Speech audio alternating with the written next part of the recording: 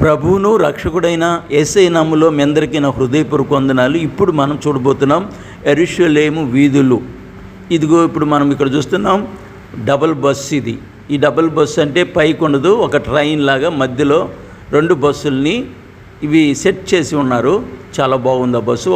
ఇప్పుడు మనము యెరూషలేము వీధుల్లో తిరుగుతున్నాం. యెరూషలేము వీధుల్లో యేసయ్య సిలువ మోసినటువంటి ఆ స్థలాల్లో మనం తిరుగుతున్నాము.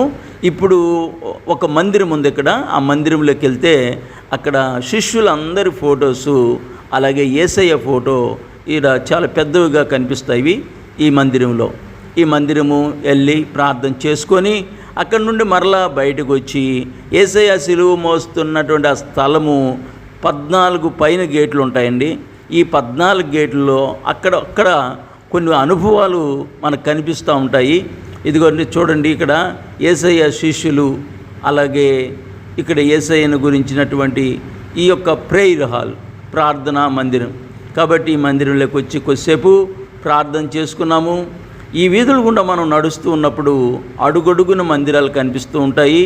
ఆ మందిరాల్లోకి వెళ్ళి ప్రార్థన చేసుకుంటూ ఉంటాము. కాబట్టి ఇది ఒక ధన్యత. చూడండి, ఎత్తైన గోడలు, యెరూషలేమా నిన్ను ప్రేమించువారు వర్ధిల్లుదురు అని. చూడండి, యెరూషలేము వీధులు గుండా యేసయ్య నడిచి సిలువ మోస్తూ నడిచినటువంటి ఈ మార్గం గుండా మనం నడవడానికి దేవుడు కృపనిచ్చాడు.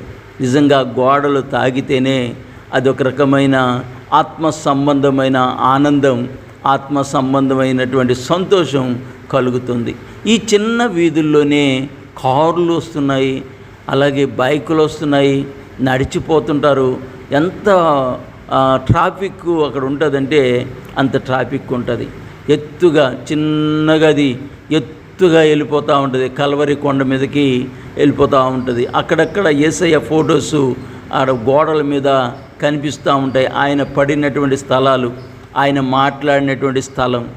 అమ్మా, నా కోసం ఏడవకండి, మీకోసం, మీ పిల్లల కోసం ఏడవండి అన్న స్థలం.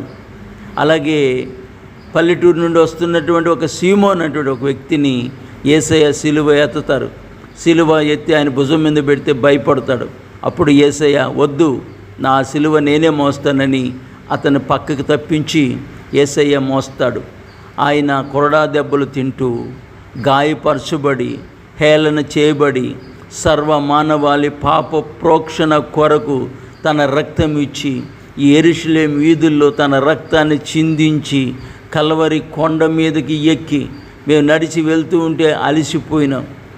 కానీ యేసయ్య ఆ గాయాలతో కూడా ఇదిగో ఈ కల్వరి కొండ ఎక్కుతూ ఇది అనేక మంది వైపు చూస్తూ గొర్రెల కాపరిని కొడతారు, గొర్రెలు చెల్లాచెదురుగా మారిపోతాయి అని చెప్పినప్పుడు అనేక మంది హృదయాలు తల్లడిల్లాయి.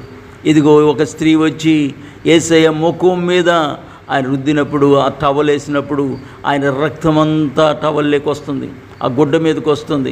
చూడండి, ఒక కారు వెళ్తుంది, చూడండి, ఇంత ట్రాఫిక్లో ఆ సన్న సందులో కారు వెళ్తుంది. ఆ చుట్టుపక్కల వ్యాపార స్థలాలు, చుట్టుపక్కల మందిరాలు, అడుగడుగున మందిరాలు. ఈ స్థలం చూడండి ఎంత బిజీ అయిపోయిందో. ఒకప్పట్లో ఇది ఒక అడవి, అరణ్య ప్రాంతం. ఈ అరణ్య ప్రాంతాన్ని దేవుడు ఎంత ఆశీర్వదించాడు. కనుక ఆయన ముఖాన్ని తుడిచినప్పుడు యేసయ్య ముఖము ఆ యొక్క రక్త బిందువులుగా మారింది. కాబట్టి ఆయన రూపం అంటే ఎలా ఉంటుందో ఆ క్లాత్ మీద పడి, ఆ క్లాత్ ఈరోజు కూడా మనము చూస్తూ ఆయన ఫొటోస్ని ఆ క్లాత్ను బట్టే తయారు చేశారు.